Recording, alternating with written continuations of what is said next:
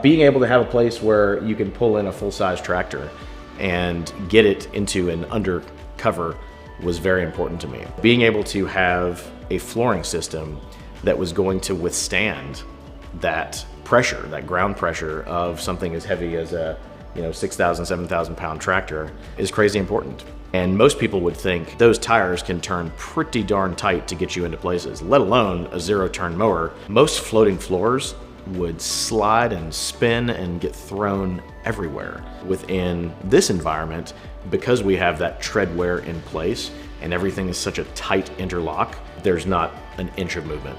There is nothing that we have been able to throw at this floor that it hasn't very well stood up to. Having a 2-year-old and a 7-year-old in the house, big, heavy pieces of furniture, a 1,900-pound safe was rolled across this floor, and there was not a scratch on the floor. If there's any mud, dirt, road grime, a quick wash with a garden hose, worst case scenario, a pressure washer, and it's good to go. One of the really exciting projects that we've been looking forward to was finishing the restoration of a model airplane that my father and I had started working on when I was 8.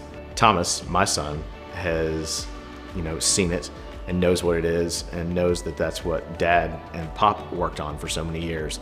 So he has been asking ever since we thought about designing a house with a workshop, hey, can our first project be finishing out that old airplane that you and Pop worked on?